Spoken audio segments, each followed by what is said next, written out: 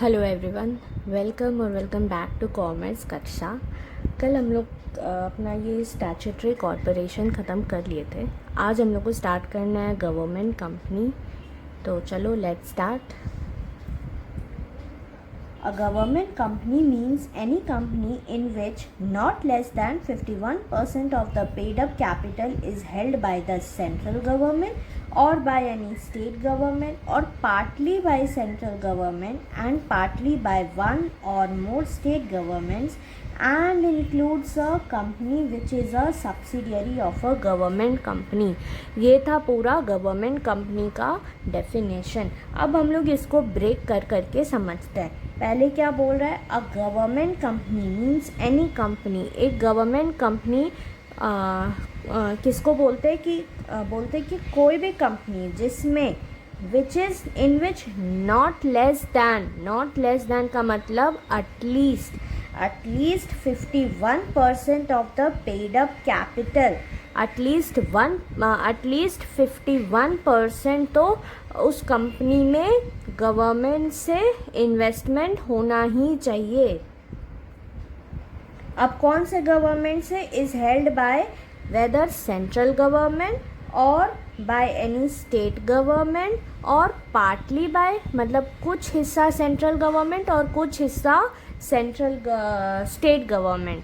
अब हम लोग इसको एक बार फिर से समझते हैं कि मान लो एक कंपनी है, उसका टोटल 100 शेयर्स है, लेकिन अब क्या है कि अब गवर्नमेंट उसमें कितना ओन कर रहा है? 51 शेयर्स। तो आप बोलो कि वो कंपनी अब गवर्नमेंट कंपनी हुआ? हाँ, क्योंकि उसमें एटलीस्ट 51% की इन्वेस्टमेंट होनी चाहिए। तो अब इस कंपनी में गवर्नमेंट 51 शेयर्स होल्ड कर रहा है, तो ये हुआ। और मोर देन या तो 51 या फिर उससे ज़्यादा का शेयर्स वो होल्ड किया, तो फिर क्या हो जाएगा? वो कंपनी गवर्नमेंट कंपनी माना जाएगा। अब इसमें 3 पॉसिबिलिटीज़ आती है, जैसे कि कौन कौन से गवर्नमेंट के बारे में बात हो रहा है, तो उसका 3 पॉसिबिलिटीज़। पहला पॉसिबिलिटी क्या है कि पूरा का पूरा 51% सेंट्रल गवर्नमेंट ही हेल्ड कर रहा है, कि सेंट्रल गवर्नमेंट ओन्स 51% और more out of 100 shares. 100 shares किसका? उस कंपनी में, जो एग्जाम्पल अभी दिए उसका। तो क्या होगा? मान लो सेंट्रल गवर्नमेंट 60 शेयर्स होल्ड किया, तो क्या होगा? वो गवर्नमेंट कंपनी होगा। अब दूसरा पॉसिबिलिटी क्या है? स्टेट गवर्नमेंट ओन कर रहा है, ये दूसरा पॉसिबिलिटी है। स्टेट गवर्नमेंट ओन कर रहा है 70 शेयर्स, तो क्या वो कंपनी गवर्नमेंट कंपनी है? हाँ है। क्यों? क्योंकि या तो पूरा का पूरा स्टेट गवर्नमेंट कर ले या पूरा सेंट्रल, पूरा मतलब एटलीस्ट 51% होना चाहिए। और तीसरा पॉसिबिलिटी क्या है? मान लो सेंट्रल गवर्नमेंट ओन कर रहा है 30 शेयर्स, ओनली 30 शेयर्स, ये तो 51% से ज़्यादा नहीं हुआ, लेकिन उसी के साथ साथ स्टेट गवर्नमेंट ओन कर रहा है 25 शेयर्स, तो टोटल कितना हुआ? 55 shares, which is more than 51%। 100 का 51% इज 51 शेयर्स होल्ड करना चाहिए ना गवर्नमेंट को मिलाकर, पार्टली अगर देखें तो ये क्या होगा? ये कंडीशन फुलफिल हो रहा है, तो अब ये कंपनी गवर्नमेंट कंपनी होगी। ऑब्वियसली ये कंपनी गवर्नमेंट कंपनी होगी। अब दूसरा सेंटेंस भी देखो क्या लिखा है। दूसरा सेंटेंस लिखा है और बाय, ये तो हो गया, ये भी हो गया, and includes a company which is a subsidiary of a government company। हम आपको कुछ लेक्चर्स पहले होल्डिंग और सब्सिडियरी भी समझाए थे। आई होप आपको याद होगा, नहीं याद है तो कोई बात नहीं, अभी आप समझ लो। मान लो कि एक कंपनी, जो कंपनी का हम लोग अभी बात कर रहे थे ना, वो तो गवर्नमेंट कंपनी है। वो कंपनी क्या कर रही है? वो कंपनी मान लो कंपनी ए है और वो 70% कंपनी बी में होल्ड कर रही है, ओन कर रही है 70%। तो अब क्या हुआ? Because company A controls company B is a subsidiary of company A. हम बताए थे जो ओन और कंट्रोल करे उसको क्या बोलते हैं? होल्डिंग, और वो जिसको करे उसको बोलते हैं सब्सिडियरी। तो अब कंपनी बी तो सब्सिडियरी हो गया कंपनी ए का, क्योंकि कंपनी ए उसको ओन कर रही, होल्ड कर रही है 70% शेयर। तो अब यहाँ बोल रहा है कि and includes a company which is a subsidiary of a government company. अब गवर्नमेंट कंपनी तो था, कंपनी है, उसका सब्सिडियरी हुआ कंपनी भी, तो उसको भी गवर्नमेंट कंपनी मानेंगे. इस डेफिनेशन के अकॉर्डिंग यही बोला जा रहा है कि अगर कोई गवर्नमेंट कंपनी के कोई सब्सिडियरी हैं तो उनको भी हम लोग गवर्नमेंट कंपनी मानेंगे. उसमें गवर्नमेंट इन्वेस्ट नहीं कर रही है, उसमें 51% वाला कंडीशन के बारे में नहीं बोल रहा है. ये बोल रहा है कि अगर वो कंपनी जिसमें हम इन्वेस्ट कर रहे हैं 51% या उससे ज़्यादा और उसका कोई सब्सिडियरी कंपनी है तो वो सब्सिडियरी भी हमारी गवर्नमेंट कंपनी मानी जाएगी. अब नेक्स्ट में आते हैं. Under the companies act 2013 there is no change in the definition of a company. All provisions of the act are applicable to the government companies unless otherwise specified. ठीक है. अब यहाँ से अ गवर्नमेंट कंपनी में be formed as a private limited company और a public limited company. अब government company का कोई एक अलग फॉर्म नहीं होता है कंपनी का. ये भी या तो प्राइवेट लिमिटेड कंपनी हो सकता है या पब्लिक लिमिटेड कंपनी हो सकता है. देयर आर सर्टेन प्रोविजंस, और कुछ प्रोविजंस बना हुए हैं किनके लिए, which are applicable to the appointment या retirement of directors and other managerial personnel. मतलब डायरेक्टर्स को अपॉइंट कैसे करना है, उनका रिटायरमेंट के बारे में, और कुछ मैनेजेरियल पर्सनल के बारे में, उनका अपॉइंटमेंट, रिटायरमेंट, तो वो सब के बारे में प्रोविजंस लिखा हुआ है. वो इन लोग पे एप्लीकेबल होगा. अब हम लोग समझ गए कि गवर्नमेंट कंपनी क्या होता है. अब उनका फीचर्स देखते हैं तो आपको और अच्छे से समझ आएगा. Government companies have certain characteristics which makes them distinct from other forms of organization. These are discussed as follows. It is an organization created under the Companies Act 2013 or any other previous company law. ये तो company है, government है, तो आप confuse मत होना. Company तो है ना, ये तो पहले कंपनी ही थी, उसमें गवर्नमेंट ने इन्वेस्टमेंट किया है. तो क्या बोल रहा है कि ये कैसे क्रिएट हुआ है, ये वही जो कंपनीज एक्ट चलता है 2013 या उसके पहले का कोई एक्ट होगा, ये उसके अकॉर्डिंग उसमें ये क्रिएट किया गया है. The company can file a suit in a court of law against any third party and be sued. ये क्यों, आप बताओ ये क्यों, इसका क्या मतलब हुआ कि कंपनी भी किसी के अगेंस्ट केस फाइल कर सकता है और कोई और भी कंपनी के अगेंस्ट केस फाइल कर सकता है. क्यों कंपनी, क्योंकि हम लोग पढ़े थे कंपनी का सेपरेट लीगल एग्जिस्टेंस होता है. कंपनी कॉन्ट्रैक्ट्स में एंटर हो सकती है, कंपनी प्रॉपर्टी ले सकती है, कंपनी केस फाइल कर सकती, कंपनी पे कोई केस फाइल कर सकता है, ये सारा. ठीक है. Third, the company can enter into a contract and can acquire property in its own name. अभी डिस्कस किए. Fourth, the management of the company is regulated by the provisions of the Companies Act like any other public limited company. वही बोल रहा है कि इसमें ये नहीं है कि गवर्नमेंट कंपनी है तो ये कंपनी का मैनेजमेंट का कोई और रूल रेगुलेशन होगा, नथिंग लाइक दैट. ये जैसा आपका कंपनीज एक्ट में बोला गया है, जैसा आपका कंपनीज एक्ट का प्रोविजंस है, वैसे वही इन पे भी एप्लीकेबल होगा. Just like any other public limited company. Fifth, the employees of the company are appointed according to their own rules and regulations as contained in the memorandum and articles of association of the company. अब ये क्या है, memorandum of association, article of association, तो उसके बारे में बोला गया है. The memorandum and articles of association are the main documents of the company.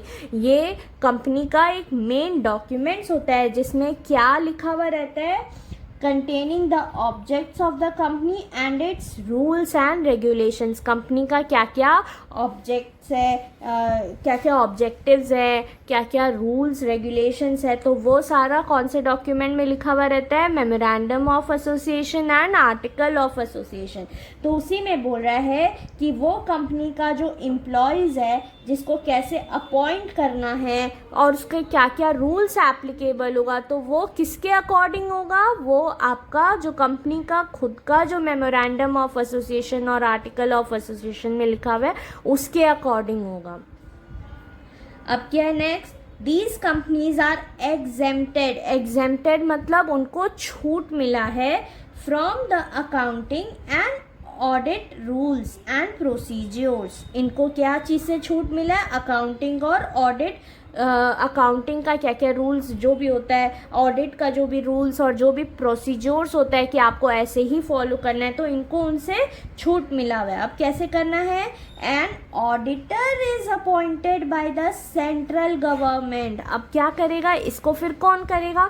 तो जो सेंट्रल गवर्नमेंट होता है ना, वो एक ऑडिटर अपॉइंट करता है इन कंपनी के लिए, और वो ऑडिटर फिर उनके अकाउंट्स को देखता है, ऑडिटिंग करता है. और क्या होता है? एंड द एनुअल रिपोर्ट, और इनका जो कंपनी का जो एनुअल रिपोर्ट होता है is to be presented in the parliament और द स्टेट लेजिस्लेचर. और ये जो रहता है इनका जो एनुअल रिपोर्ट रहता है वो कहाँ कहाँ प्रेजेंट होता है? या तो पार्लियामेंट में या फिर स्टेट लेजिस्लेचर. अब नेक्स्ट फीचर्स क्या है? The government company obtain it's funds. अब इसको फंड्स कैसे मिलता है वो बात कर रहा है. तो obtain it's funds from the government share holdings and other private shareholders. It is also permitted to raise funds from the capital market. अब इसका क्या मतलब है? ये बता रहा है कि गवर्नमेंट कंपनी को फंड कैसे मिलता है. तो बोल रहा है कि गवर्नमेंट कंपनी को एक तो जो गवर्नमेंट शेयर होल्डिंग्स के थ्रू मिल गया, जो गवर्नमेंट उसमें इन्वेस्ट किया वो मिल गया. प्राइवेट शेयर होल्डर्स में मान लो कोई प्राइवेट इंडिविजुअल्स आ गया या कोई प्राइवेट कंपनी आ गई इन्वेस्ट करने, वहाँ से पैसा मिलता है. और कैपिटल मार्केट का क्या मतलब होता है? कि company can raise money from the public by issuing shares. Company अपना शेयर्स इशू करी, पब्लिक के थ्रू अब इनको पैसा मिल रहा है, और पब्लिक क्या करी? इनका शेयर्स खरीद रही है और इन्वेस्ट कर रही है. तो इनका सोर्सेज थ्री सोर्सेज इनके बारे में लिखा हुआ है कि इनको 3 सोर्सेज से फंड्स इनको मिलता है. अब आते हैं मेरिट्स में. A government company can be established by fulfilling the requirements of the Indian Companies Act. A separate act in the parliament is not required. वही बोल रहा है कि गवर्नमेंट कंपनीज का ये मतलब नहीं कि इसके लिए कोई और एक्ट पास होगा पार्लियामेंट में, कोई और एक्ट बनेगा. इसमें जो कंपनीज एक्ट में जो लिखा हुआ है उसी के अकॉर्डिंग ये क्रिएट होगा. It has a separate legal entity apart from the government. और ये एक सेपरेट लीगल एंटिटी भी होता है. इसके लिए हम लोग ये फीचर्स में भी देख लिए थे कि ये कॉन्ट्रैक्ट्स में आ जाएगा, ये प्रॉपर्टी ले लेगा, ये केस फाइल कर सकता है, इसके अगेंस्ट कोई केस फाइल कर सकता है, सब कुछ.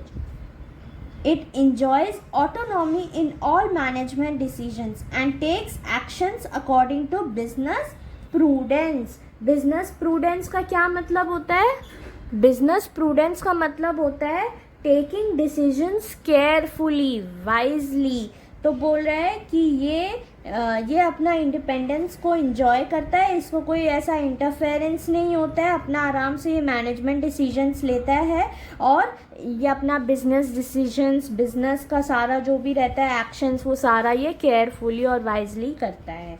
फिर क्या है? These companies by providing goods and services at reasonable prices. अब ये कंपनी गुड्स और सर्विसेज रीजनेबल प्राइजेस में देती है and are able to control the market and curb unhealthy business practices. Unhealthy business practices का एग्जाम्पल है जैसे कि मान लो कोई गुड्स है, उसको 100 रुपीज़ का सेल होना चाहिए, मतलब रीजनेबल प्राइजेस, लेकिन कोई उसको 500 में बेच रहा है, तो ये अनहेल्दी बिजनेस प्रैक्टिसेस है. एक एग्जाम्पल दिए हैं, ठीक है. अब ये पूरा, इस पूरे पॉइंट का एक एग्जाम्पल देते हैं.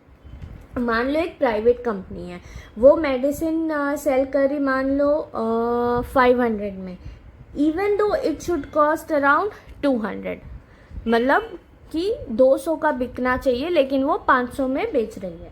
अब वही क्या किया, गवर्नमेंट कंपनी उससे मेडिसिन को 220 में बेचना चालू किया।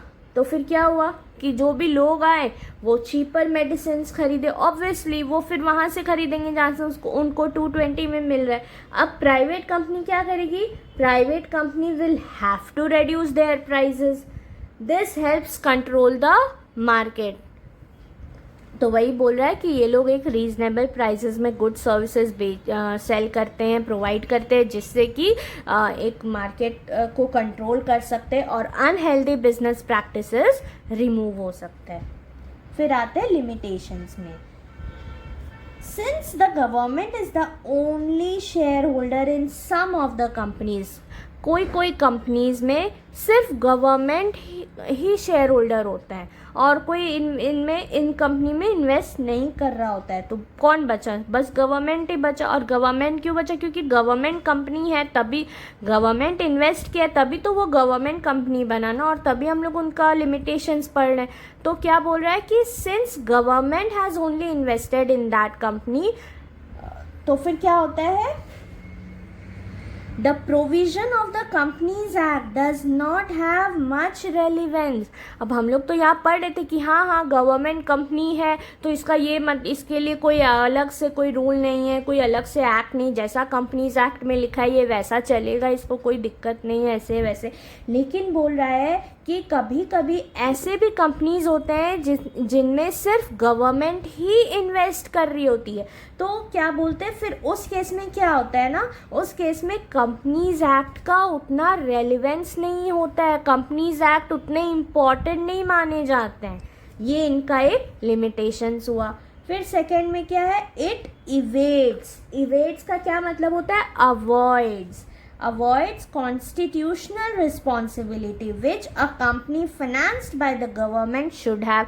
अब कंपनी को गवर्नमेंट से पैसा मिल रहा है, गवर्नमेंट से फिनेंस मिल रहा है, तो उनको क्या है, उनका कोई कॉन्स्टिट्यूशनल रिस्पॉन्सिबिलिटी भी तो होना चाहिए। लेकिन क्या है कि it avoids constitutional responsibility, it is not answerable directly to the parliament. वही बोल रहा है, इसका यही सिंपल सा यही मतलब है कि since the government money is use, the company should directly accountable to parliament. लेकिन एक्चुअल में क्या होता है, जो गवर्नमेंट कंपनी होता है वो एक नॉर्मल कंपनी जैसा ऑपरेट कर रहा होता है and is not directly answerable to parliament for every decision.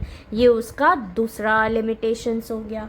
Third limitations क्या है, the government being the sole share holder, the management and administration rest in the hands of the government. The main purpose of a government company registered like other companies is defeated। इसका क्या मतलब हुआ, इसका मतलब होता है कि when the government owns almost all the shares, मतलब आप समझ लो सोल का मतलब क्या हुआ, अकेला, कि जब गवर्नमेंट ही एक अकेला शेयर होल्डर है उस कंपनी में, तो क्या होगा कि इट कंट्रोल्स द कंपनी, मतलब फिर उन लोग फिर गवर्नमेंट क्या करेगा, वो कंपनी को कंट्रोल करेगी क्योंकि वो एक अकेला शेयर होल्डर है। और फिर क्या होगा, एज अ रिजल्ट क्या होगा कि गवर्नमेंट का इंटरफेरेंस बढ़ जाएगा। Managers may not get full freedom, managers को उतना फ्रीडम नहीं मिल पाएगा अपना बिजनेस डिसीजंस को लेने में, उतना वो लोग फ्रीली ऑपरेट नहीं कर पाएंगे। क्योंकि क्या होगा, क्योंकि अब तो गवर्नमेंट एक अकेला शेयर होल्डर है, गवर्नमेंट ही मान लो ऑलमोस्ट 90% होल्ड कर रहा है और कोई इन्वेस्ट नहीं किया, या फिर गवर्नमेंट ही एक अकेला शेयर होल्डर है, आप वैसे समझ लो। तो क्या होगा कि गवर्नमेंट का इंटरफेरेंस बढ़ जाएगा, जिसके कारण मैनेजर्स जो हैं वो उतना फ्रीली अपना बिजनेस डिसीजंस नहीं ले पाएंगे।